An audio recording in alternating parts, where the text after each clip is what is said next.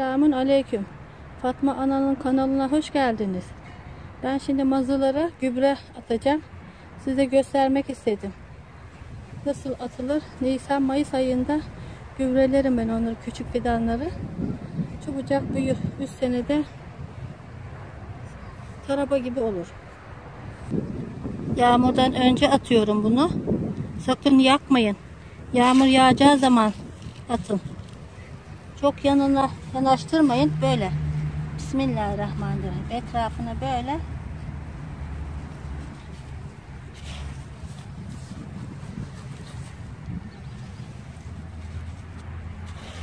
Yanına çok yaklaştırırsınız. Yanar sonra. Fatma Ana yaktı gübre.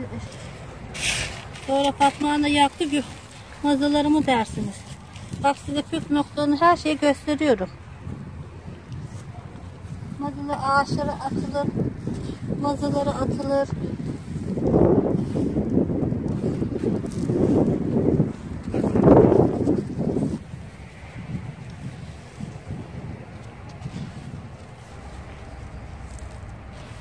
Nisan'da bol yağmur yağıyor. Bunlar büyür diye. Büyümesi için. Bunları ben geçen sene diktim.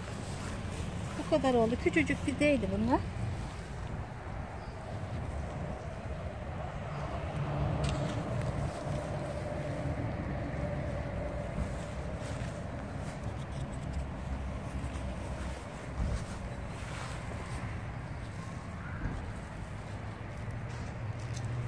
Hayır, otlandı.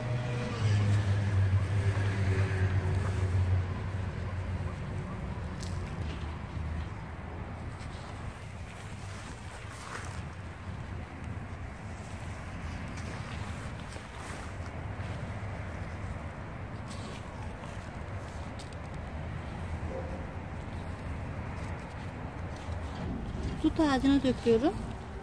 Kara dut bu.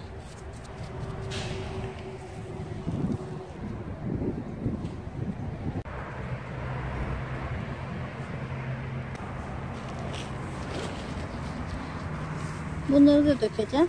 Bismillahirrahmanirrahim. Bamiye.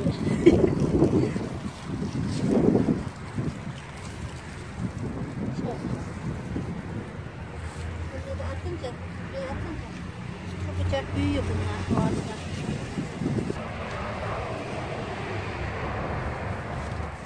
Bismillahirrahmanirrahim.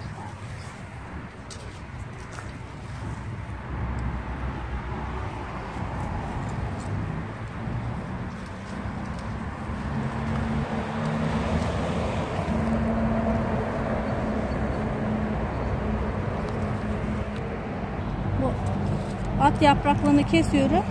Tazeleri çıkıyor. Hem büyümesine çabuk önlüyor. Çabucak büyüyorlar.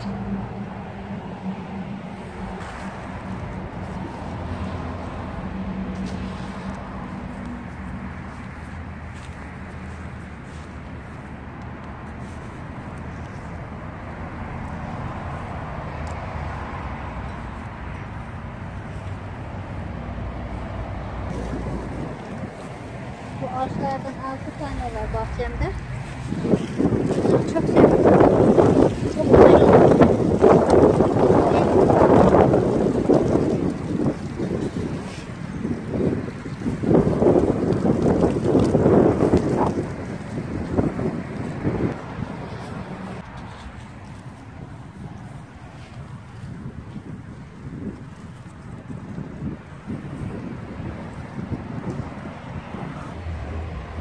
Bunları ben Nisan-Mayıs'ta gübrelerim. Çabucak hızlı büyüyor. Bunlar 3 senelik. Küçücüktü bunlar.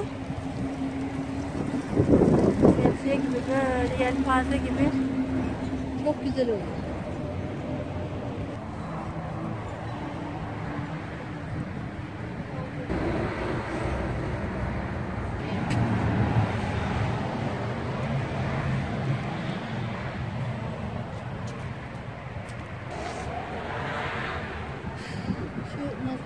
Mazıları göstereyim. Kısa bir bahçe görüntüsü yapıyorum.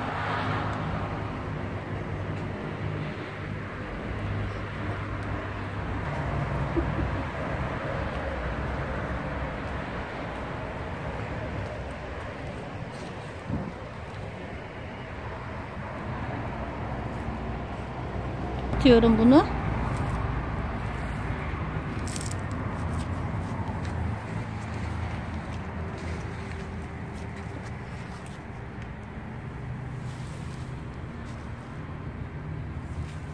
Bunları ben sonbaharda ektim.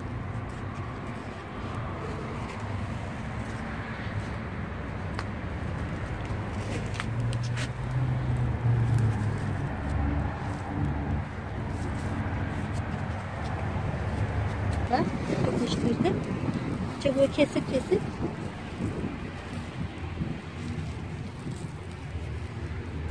çilekler de var. Her şey var bahçede. Bu mazıları da böyle büyüttüm. 3 senede taraba yaptım. Sizde varsa yapın. Nisan-Mayıs ayı tam gübreleme ayı. Beni izlemeye devam edin. Abone olmayı unutmayın. Allah'a emanet olun. Hoşça kalın. Allah'a emanet olun.